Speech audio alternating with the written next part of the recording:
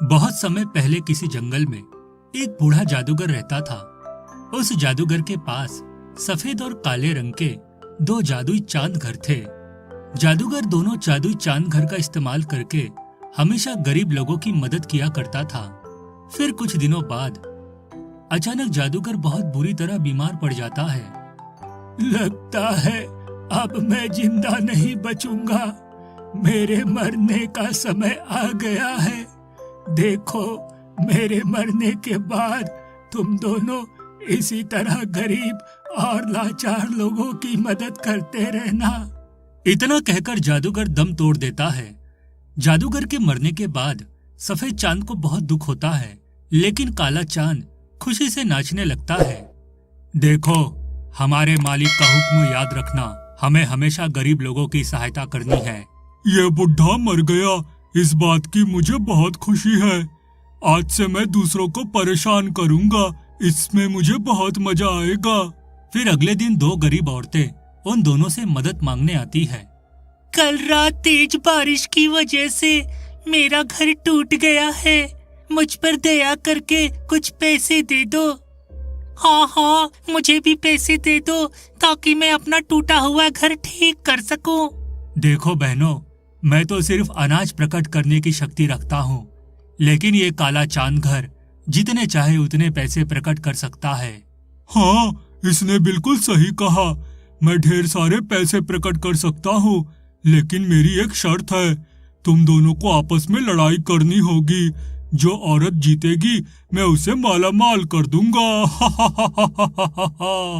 दोनों औरतों के सामने कोई रास्ता नहीं था, इसलिए वह दोनों काले चांद को खुश करने के लिए आपस में लड़ाई करने लगती है। मेरे बाल, वही माँ मर गई रे, मेरी टांग टूट गई, मुझे बहुत दर्द हो रहा है। दोनों औरतों को लड़ते देख काला चांद घर बहुत खुश होता है।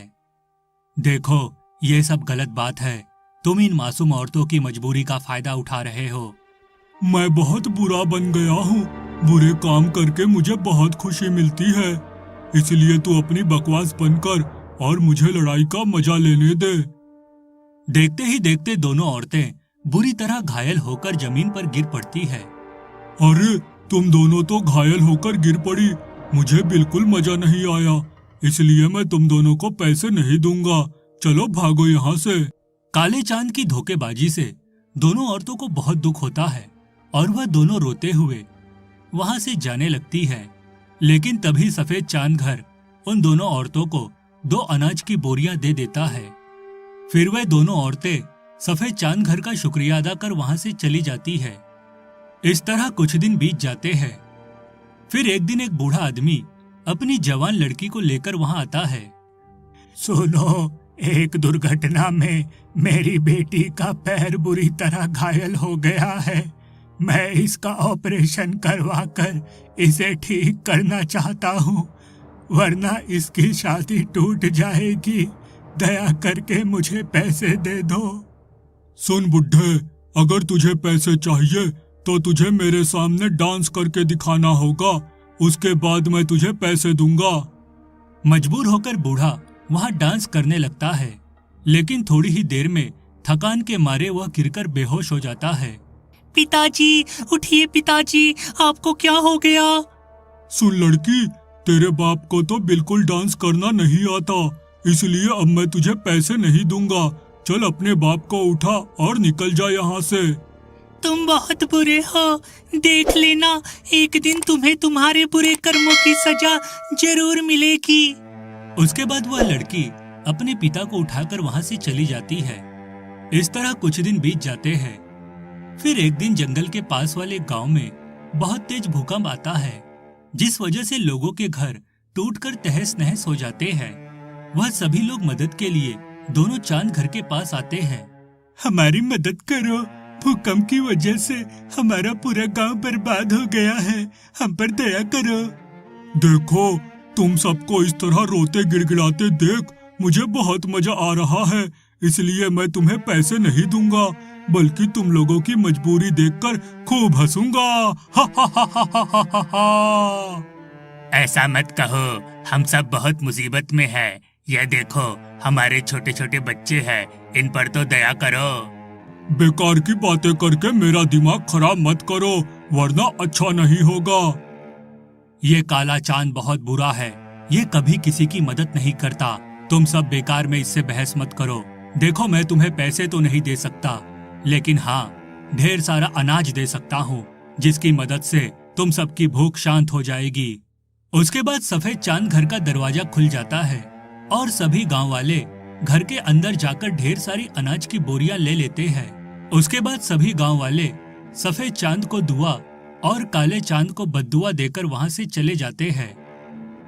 देखते ही देखते कुछ दिन बीत जाते हैं। फिर एक दिन उस जंगल में तेज तूफान आता है।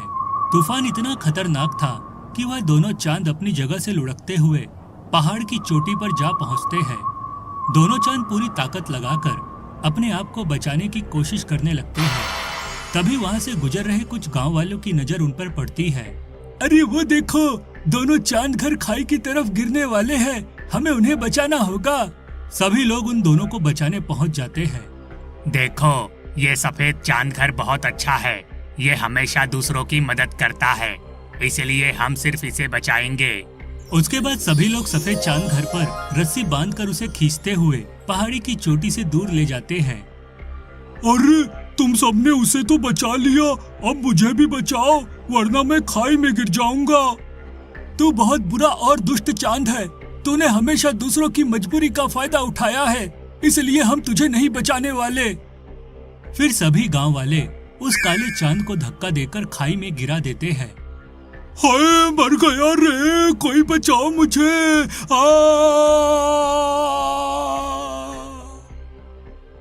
खाई में गिरते ही उस काले चांद के टुकड़े टुकड़े हो जाते हैं। इस तरह उस दुष्ट चांद घर का अंत हो जाता है।